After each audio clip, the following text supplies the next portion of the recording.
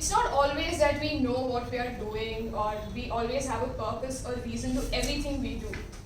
We just hope and pray with our fingers crossed that we fall into our lives and all the pieces fall together and perfectly make a reason or come up with an actual decision that makes our life right. Right? Correct? Right. How many of you agree? This was exactly how I started off with my public speaking journey. Most of you might not know this, but my public speaking journey started off way before Speechcraft or Toastmasters. It was when I was introduced to the $1 Million Mindset program by More Than Textbook. I came here because of my brother, who happens to be DTM Lalit's friend. So that's how I got introduced to this place. Here, that time, group leaders like Dhimant, Akshita and Arvind helped me figure out my actual interests and gave me the right push and direction towards what was needed later on in life.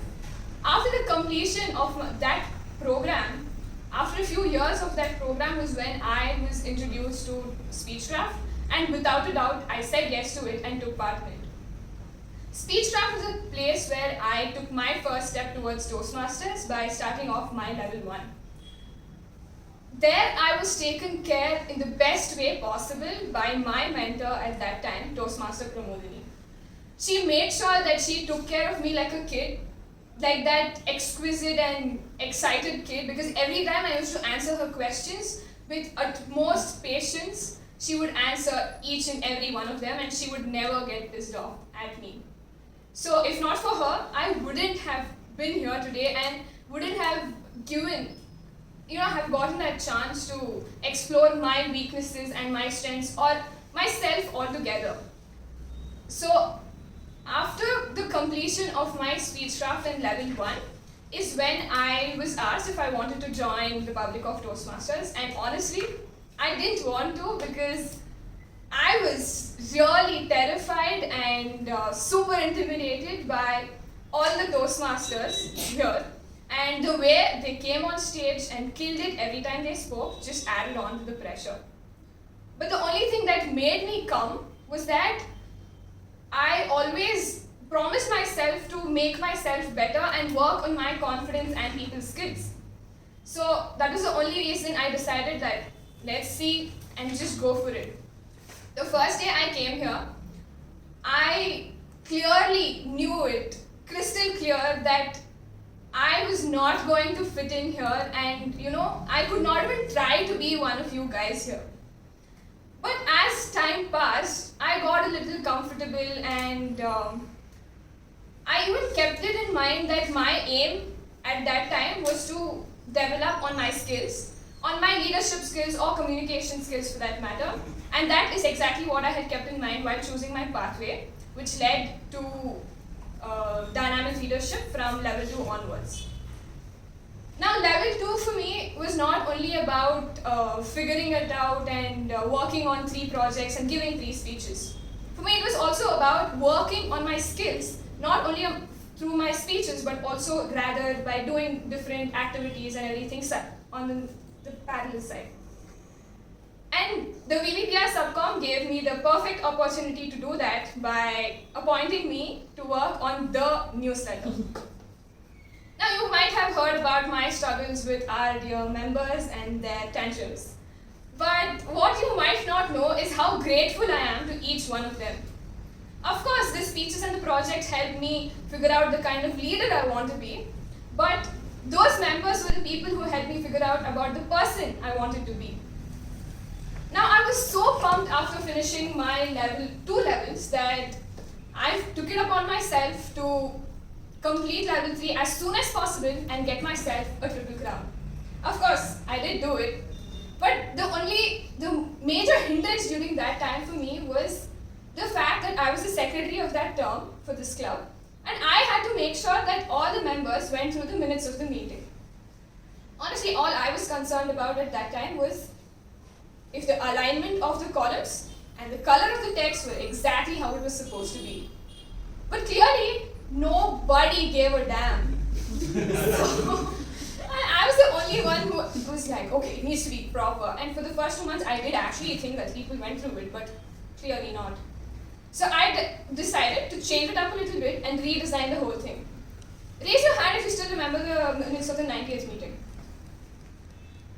Okay, at least 2 of them remember, so that proves that my aim of making people read the minutes did come true and I did achieve it. So that push gave me a perfect base to build on my creativity, and even gave me a push to work on, even gave me the push to even think about taking up the role of VPPR. Everybody started acknowledging my creativity and my efforts, and honestly, I just used to put a little bit of an effort, and that turned out to be really great for people, so that kind of really motivated me a lot. So I moved on, and when I reached level 3 was when I had to give 3 projects, and honestly that level was where I learned that negotiating the best outcome is through luring people towards what was actually needed, and it also gave me a chance to tell all of you about the kind of person I am. Until I finished level 3, I was comfortably backed by my same mentor who gave me the comfort level of doing whatever I wanted to and working the way I wanted to. But unfortunately, she had to leave, which meant I had to find my best refuge. So I went on to explore different mentors. Even though in level 4, I had just 2 projects that I had to complete, I experimented with 3 to 4 mentors. But the only person that perfectly fit in was Toastmaster Arvind. He made sure that he did not just help me with my speeches, but he also pushed me to take up the role of VPPR, my actual vengeance from members who irritated the duck out of me throughout the past 2 terms. Now, he pushed me to beyond my limits and pushed me out of my comfort zone. For example, I thought of delivering my level 4 mandatory project, and I had no clue what it was, and seriously, the project was so boring that I didn't even want to give it a chance and attempt that project. But he pushed me to do it, and he already had ideas that I could try out. So I went ahead with it, and that was kind of a semi-impromptu speech that I attempted for the first time. And I did fail at it, but that gave me the confidence that I could do it again and again in the future upcoming levels. When I started off my level 5, I was pushed to do something that I was petrified of, that is to give a full impromptu speech in an external club. On that day, when the day of my speech, when I had to go ahead to that external club and give my speech, I was clueless. Even 5 minutes before I was called on stage, I didn't know what to speak. But when I went on stage, one thing I realized was you just have to take the step, and once you go there, you do get comfortable. I'm not saying that I killed it on stage or something like that, but I got that confidence, and it was an 8 to 10 minute speech. And I didn't even realize how fast the time went. I was almost going to cross my time constraint, and that, pushed me and gave me that self-assurance that, okay, you can actually do it. But after that, after looking back at this speech, I realized that, okay, I can speak on stage impromptu, but it was also important for me to have a clear idea as to at least a brief of what you're going to speak, because what I did speak for such a long time, but what I spoke clearly did not make sense that day. So I was really disappointed with myself. Now, this experience was what made me understand and gave me a reality check as to how far I have come. Now, from the first level, where I was even petrified to talk in front of people, to the last project of level 5, where I spoke in front of strangers without any preparation, gave me the confidence that if I can do it, then anybody can do it as well. I started off in this place with 0 friends and no hope that I would even make one. But today, I can proudly say that have not only made a bunch of amazing friends who have not only got my back but also embarrassed me behind my back. And I have gotten a chance to choose them as my chosen family. And it's okay, even if they label me as a party freak or call my favorite spot as my favorite position. At the end of the day, I still love them as much as I love my man. Aww.